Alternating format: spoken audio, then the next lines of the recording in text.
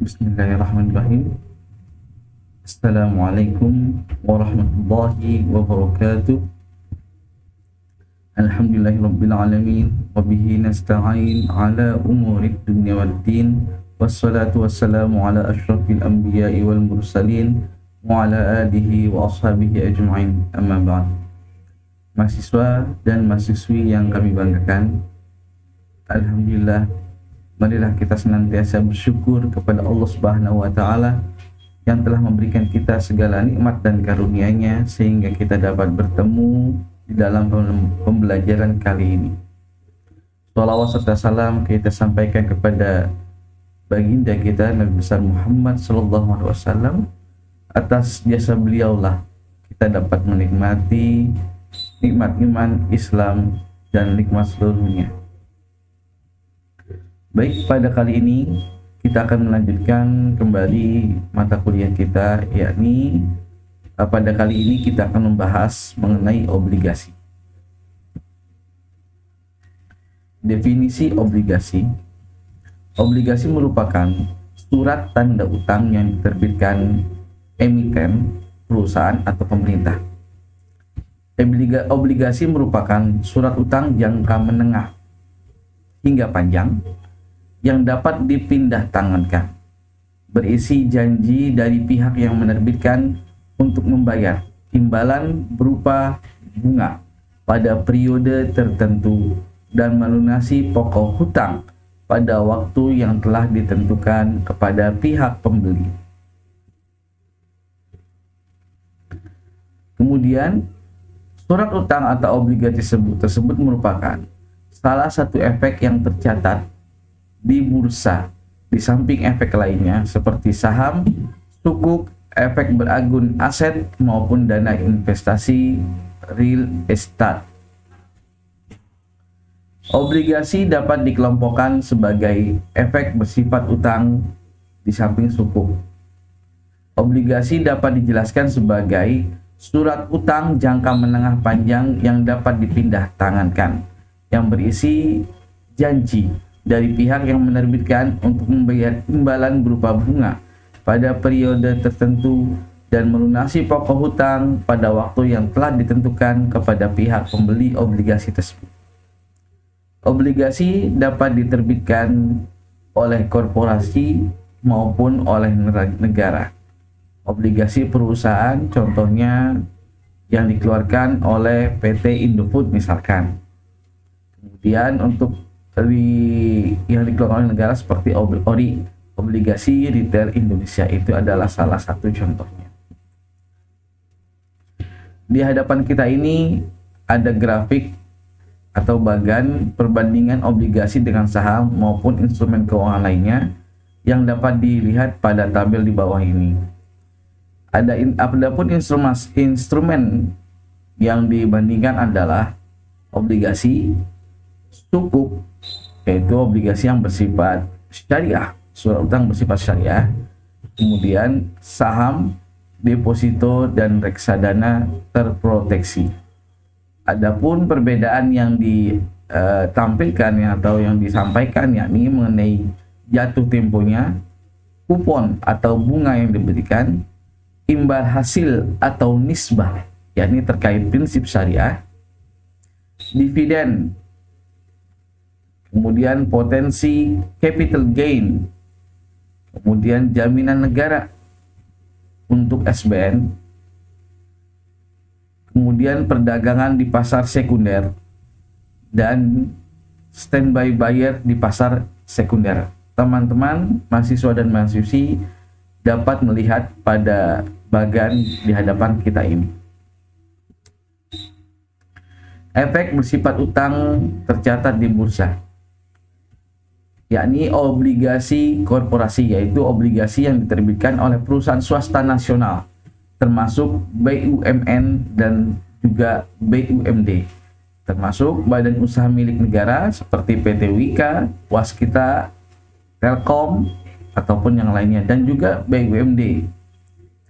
Sukuk adalah efek syariah berupa sertifikat atau bukti kepemilikan yang bernilai sama dan mewakili bagian yang tidak terpisahkan atau tidak berbagi, atau dalam istilah syuyu', undivided share, atas aset yang mendasarinya.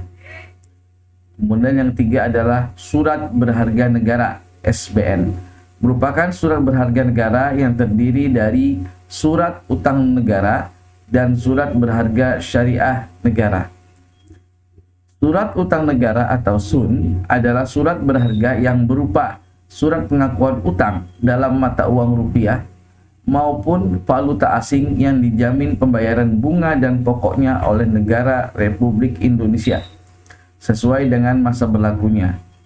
Ketentuan mengenai SUN ini diatur dalam Undang-Undang Nomor 24 Tahun 2002 tentang Surat Utang Negara. Surat Berharga Syariah Negara (SBSN) atau Sukuk Negara adalah surat berharga negara yang diterbitkan berdasarkan prinsip syariah sebagai bukti atas bagian penyertaan terhadap aset SBSN, baik dalam mata uang rupiah maupun valuta asing. Ketentuan mengenai SBSN diatur dalam Undang-Undang Nomor 19 Tahun 2008 tentang Surat Berharga Syariah Negara. Dan yang keempat adalah efek beragun aset, adalah efek bersifat utang yang diterbitkan dengan underlying aset, ada jaminannya berupa aset sebagai dasar penerbitannya. Apakah keuntungan membeli efek yang bersifat utang? Yang pertama yakni mendapatkan kupon atau fee atau nisbah secara periodik dari efek bersifat utang yang dibeli. Pada umumnya, tingkat kupon, fee, dan nisbah berada di atas bunga Bank Indonesia atau BI rate. Keuntungan kedua yakni memperoleh capital gain dari penjualan efek bersifat utang di pasar sekunder. Yang ketiga, memiliki risiko yang relatif lebih rendah dibandingkan instrumen lain seperti saham, di mana pergerakan harga saham lebih berfluktuatif dibandingkan harga efek bersifat utang. Pada efek bersifat utang yang diterbitkan oleh pemerintah dapat dikatakan sebagai instrumen yang bebas risiko, risk-free rate. Yang keempat, banyak pilihan sedi efek bersifat utang yang dapat dipilih oleh investor di pasar sekunder. Inilah beberapa keuntungan membeli efek bersifat utang. Perdagangan efek bersifat utang. Dengan diperdagangkannya efek bersifat utang, maka akan terjadi pembentukan harga efek bersifat utang yang dipengaruhi oleh permintaan dan penawaran efek bersifat utang tersebut. Adapun dasar-dasar yang dapat mempengaruhi harga wajar efek bersifat utang yang diperdagangkan di bursa yakni sebagai berikut. Interest rate atau suku bunga. Besarnya suku bunga menjadi acuan bagi pembeli efek bersifat utang sebagai perbandingan dasar tingkat pengembalian bunga terkait pengembalian yang diharapkan. Tingkat suku bunga pasar dalam hal ini dapat berupa BI rate, suku bunga Bank Indonesia. Ketika suku bunga pasar berubah, maka akan mempengaruhi harga efek bersifat utang. Pada saat tingkat suku bunga pasar mengalami kenaikan, sementara besarnya tingkat pengembalian atas efek bersifat utang adalah tetap, maka return real dari investor dianggap menjadi relatif lebih kecil. Hal ini akan menyebabkan terjadi aksi jual efek bersifat utang, sehingga efek tersebut menjadi turun. Begitu pula sebaliknya. Dan yang kedua yakni faktor risiko. Risiko kredit menggambarkan kemampuan penerbit efek bersifat utang dalam melakukan pembayaran bunga atau pelunasan pokok secara tepat waktu sesuai jatuh temponya. Pada umumnya, efek bersifat utang diperingkat secara berkala oleh lembaga pemeringkat efek. Kemarin kita sudah membahas, yakni Pevindo. Investor dapat memanfaatkan informasi pemeringkatan efek bersifat utang dari lembaga pemeringkat efek untuk mengukur risiko investasi pada suatu efek bersifat utang dan menilai tingkat kredibilitas suatu perusahaan, serta juga dapat memperlihatkan kinerja atau prospek perusahaan. Ketika peringkat efek bersifat utang mengalami penurunan, mengindikasikan tingkat risiko penerbit dalam memenuhi kewajibannya menjadi lebih rendah, yang pada akhirnya dapat berpotensi gagal bayar. Kondisi tersebut akan menyebabkan harga efek bersifat utang tersebut mengalami penurunan.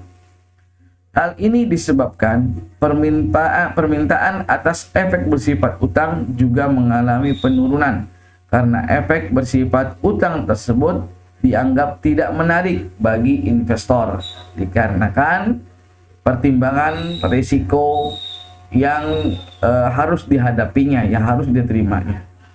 Jadi risikonya lebih tinggi, sedangkan yieldnya itu lebih rendah, maka tidak ada kemenarikan, tidak menarik efek tersebut untuk dilakukan atau ingin dimiliki oleh investor. Dan yang ketiga adalah jatuh tempo atau maturity date. Efek bersifat utang yang tercatat di bursa memiliki periode jatuh tempo yang berbeda-beda. Pada saat jatuh tempo, penerbit memiliki kewajiban untuk mengembalikan seluruh pokok efek bersifat utang kepada investor. Pada umumnya, harga efek bersifat utang berbanding terbalik dengan jangka waktu obligasi. Semakin pendek jangka waktu efek bersifat utang, maka akan semakin kecil tingkat ketidakpastian atau risiko atas efek bersifat utang tersebut. Di samping itu, semakin efek bersifat utang tersebut mendekati tanggal jatuh temponya, maka harga efek tersebut akan semakin mendekati nilai nominalnya atau par. Jenis-jenis obligasi. Di dalam dunia investasi, khususnya obligasi, ada beberapa jenis obligasi. Yang pertama yakni mortgage bond. Mortgage ini adalah real asset seperti perumahan, rumah tinggal, ruko ataupun yang lainnya. Maka mortgage bond ini atau surat utang ini obligasi yang diterbitkan dengan jaminan real asset seperti perumahan, komplek ruko atau rumah tinggal ataupun yang lainnya. Unsecured bond atau debentures, obligasi yang diterbitkan tanpa jaminan real asset, kebalikan dari mortgage bond. Dia kredit atau surat utang tanpa jaminan. Kalau di kita ini KTA, kredit tanpa agunan. Mau tidak kita memberikan hutang tanpa agunannya. Kemudian convertible bond, konversi, obligasi yang diterbitkan dengan hak pengalihan atau dapat dikonversi kepada pemilikan saham perusahaan yang menerbitkan obligasi tersebut. Putable bond, obligasi yang diterbitkan dengan ketentuan dapat diterima pelunasannya sebelum jatuh tempo. Dapat dilakukan pelunasan, dapat dilakukan pencairannya. Kemudian yang berikutnya adalah floating rate. Floating artinya adalah mengambang. Rate adalah suku bunga. Maka floating rate bond ini adalah obligasi dengan tingkat bunga yang besarnya mengambang atau sesuai dengan fluktuasi tingkat bunga pasar. Kemudian fixed income bond, obligasi yang diterbitkan dengan suku bunga tetap atau pendapatan tetap kepada pemegang haknya. Kemudian zero coupon bond atau obligasi yang tidak memberikan pembayaran bunga. Inilah beberapa jenis bond atau surat utang yang berlaku di dalam dunia investasi.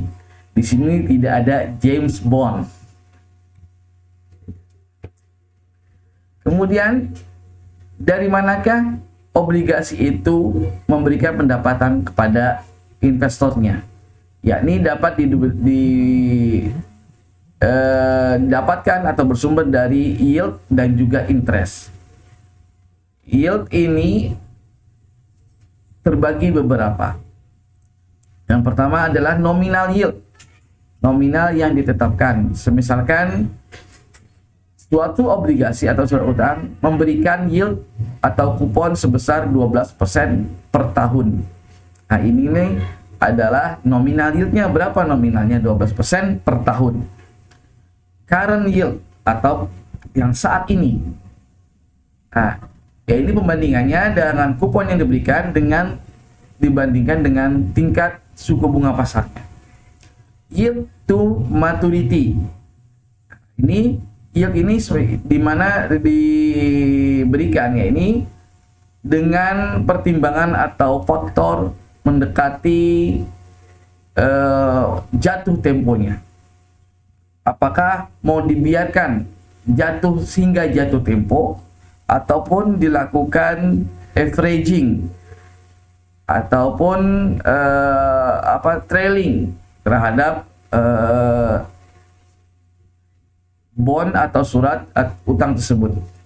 Kemudian yield to call, berapakah suku bunga atau pendapatan yang diberikan kepada investor pada saat ingin membeli kembali.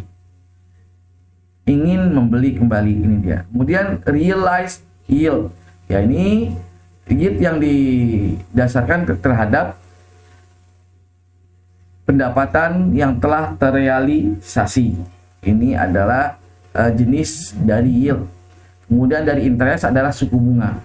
Ya, ini terkait dengan suku bunga atau interest, kemenarikan dari yang diberikan tersebut. Perbedaan suku bunga antara suku bunga BI rate dan juga suku bunga investasinya. Ini adalah selisihnya. Penilaian obligasi. Nilai obligasi bisa dihitung dengan pendekatan discounted cash flow model atau DCF, yaitu dengan mempresent value-kan semua penerimaan dari pembelian obligasi.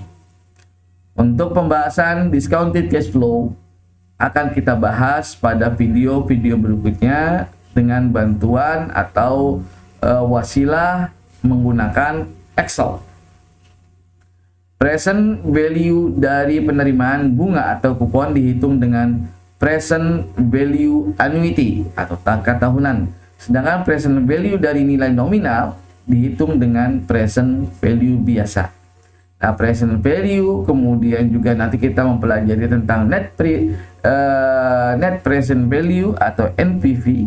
Kemudian juga dengan future value. Ini akan dibahas di dalam video berikutnya. Ya, ini berkenaan dengan time value of money. Kemudian bagaimanakah obligasi tersebut dikelola? Obligasi tersebut dikelola dengan salah satunya dengan 3 cara. Yakni dengan cara yang pasif, aktif, dan juga imunisasi. Strategi pengelolaan pasif yakni berdasarkan hipotesis pasar sudah efisien sehingga harga sekuritas sudah sesuai dengan ekspektasinya. Jadi tipe investor ini adalah setelah menempatkan dana pada instrumen obligasi dikarenakan pertimbangannya sudah sesuai dengan expected return yang diharapkan, maka investor tersebut setelah membeli obligasi tersebut, dia mendiamkan hingga jatuh temponya. Ini pasif, tidak digerakkan, dipegang saja, tidak diperjualbelikan. Kebalikannya, yakni dengan strategi pengelolaan aktif, ini dilakukan jual belinya dengan beberapa strategi perhitungan. balikan dari pengelolaan pasif. Kemudian imunisasi ini adalah di pertengahan ini memanfaatkan konsep durasinya. Dia mempertimbangkan berapakah durasinya dengan tingkat return yang diharapkannya. Demikian video pembelajaran kita pada kali ini tentang obligasi. Mohon maaf atas segala kesalahan dan kekurangan. Wabillahi taufiq wal hidayah. Wassalamualaikum warahmatullahi wabarakatuh.